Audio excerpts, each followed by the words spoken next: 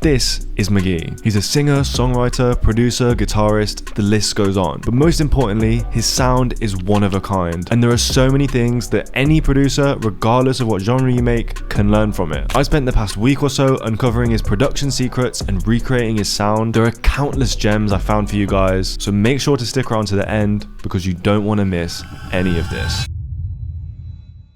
That included listening to songs, watching tutorials, and even going through one of his old Instagram lives to find any info I could. However, there was one slight problem. Mk.gee is very mysterious and has hardly done any interviews, so you're not going to find a video of him really explaining his process, except from this one onstage interview he did talking about his gear. 60s reissue Jaguar, and it's just kind of modified, so it's like a kind of baritone range. First, his guitar is modified to a baritone range. This is what gives that low, almost bass-like sound. The only issue there is, I don't have a baritone guitar. However, I found this free baritone decent sampler library, and luckily it's the effects chain that's the real secret sauce. The best way I can put it is that it's controlled chaos, and this one secret trick is the key to it all. But before we get to that, we need to take some inspiration from one of my favorite Mk.gee songs.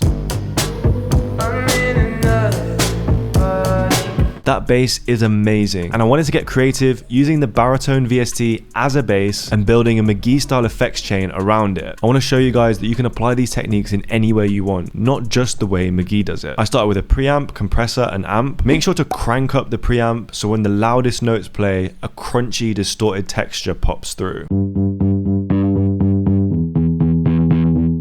Also, something you should pay close attention to is the dynamic range of your notes. It's a hugely important part of Mk.gee's sound, and this effects chain literally won't work if you don't have a wide dynamic range. Basically, you want some notes to be really quiet and some really loud. Then for a nicer overall tone, I added a chorus, flanger, and tape emulation.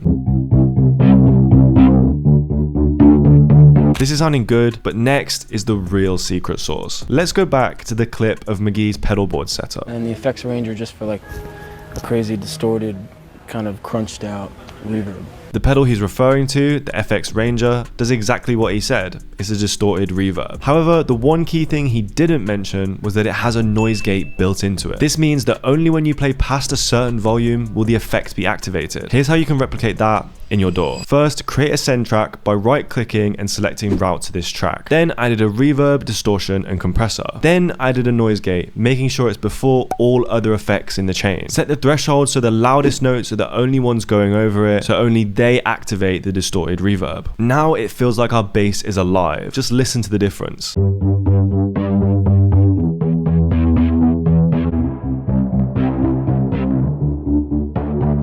After that, we needed some chords. Mk.gee is clearly very influenced by 80s pop music, so I took the chords from Every Breath You Take by The Police.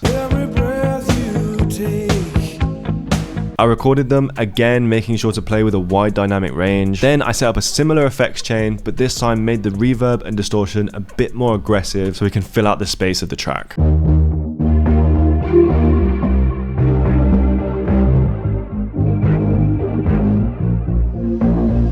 Mk.gee's guitars are the heart and soul of a lot of his songs, especially on his latest release, 2 Star and The Dream Police. However, it's his unique and creative ways of adding texture that brings his songs to life. Texture can be a very vague word when mentioned by producers. Even myself in videos, I'll say, X adds so much texture, but what does that actually mean? In Mk.gee's case, it's moments that may only appear once, but they take you deeper into the sonic world he's trying to create. Listen to how he describes his latest album in this interview. I guess the whole concept of 2 Star and The Dream Police is really supposed to feel like a storybook. It's a sonic storybook, and the textures are those quirky standout moments that really stick with you. Okay, so now we've defined texture. How do we make it? First, I wanted to take inspiration from How Many Miles, specifically the vocal chops in the background. It has a sort of glitched out, lossy texture to it. First, record a vocal chop with a melody you like. Then I added some basic processing, including alter boy, reverb, and compression. But I also added a good hertz lossy. I scrolled through the presets until I found a good one, but essentially it gives you that MP3 old nostalgic phone kind of sound. To enhance the texture of the chop even more, I layered in a small segment of a texture loop pitched up by 2 whole octaves. A different way that he used vocals can be heard on New Low. In the background, there are these faint filtered vocals. To replicate it, I just recorded a vocal phrase and added some simple processing, including a room reverb.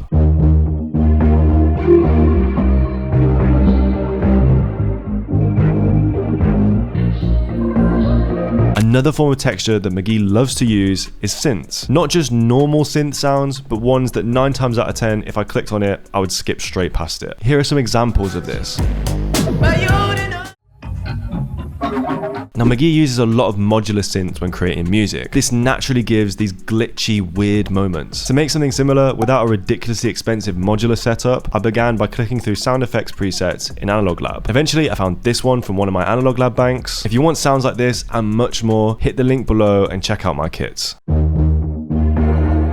We have a strong melodic bass here, so next I wanted to see how Mk.gee records and uses live drums in his tracks. If you remember at the start, I talked about watching an old Mk.gee Instagram live for any info that I could find. In that live, he gave out the key elements to his drum sound. Bro, just saturation. Like that's really all it is. Play light and then push it hard after. His mention of using saturation is unsurprising given what we've already learned so far. However, there's one thing he said in there that we can't let go under the radar. Play light. Playing light sounds counterproductive if we're just going to boost it afterwards, but it's actually really clever, and here's why. The tone you get from playing a drum sound softly is much different to the tone of a hard hit drum sound. So by playing light, you get the tone you want, and then boosting it afterwards allows it to hit hard. To replicate this without an actual drum kit, you really need some kind of VST live drum kit. That's because the tone of a one shot won't change regardless of the velocity. So I loaded up this stock Contact one. Now listen to the kick at high velocity,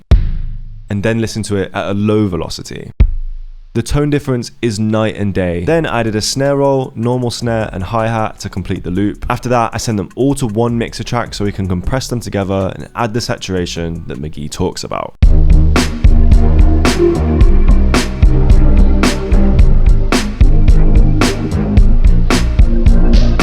So far, we've learned a lot, and what we have is basically Mk.gee's core sound. Although he's not all about guitars and live drums, he loves to incorporate synth elements into his music.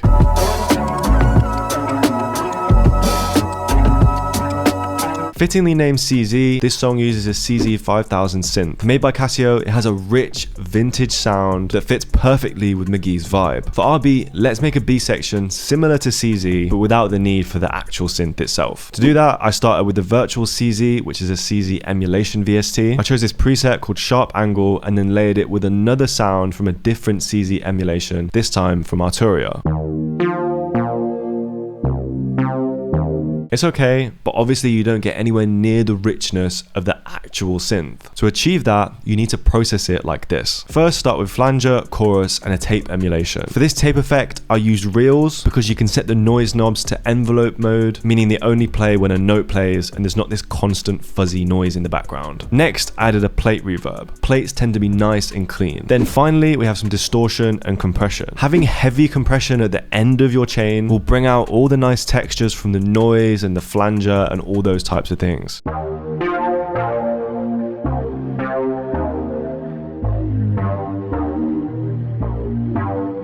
You'll notice I left the first note of each bar empty. I again took this from CZ as Mk.gee left room for the bass to start the loop.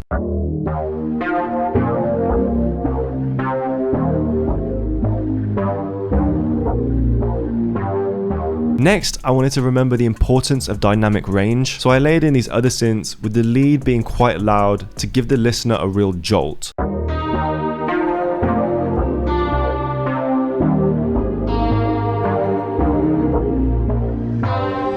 Finally, we need some more drums for our B section. As well as recording live drums, Mk.gee uses modular digital drum sounds in certain songs like New Low.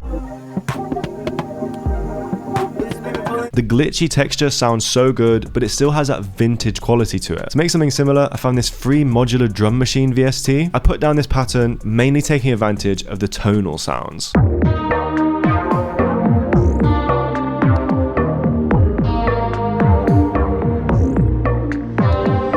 Mk.gee's songs don't end there. His arrangement is also a big part of his sound, and there are some really cool tricks that he uses. First, I noticed a pattern across pretty much all of his intros.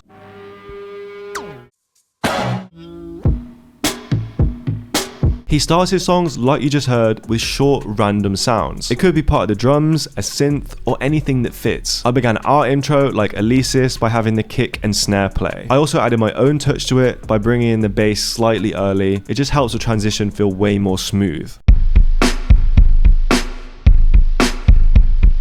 Then I used DNM for inspo. He starts the song with guitar feedback. A very abrasive sound, but McGee used it in a tasteful way. To record guitar feedback, you'll need a guitar and speakers. I set my guitar to record in FL with an amp, and then simply held it up to my speaker until you got this sound.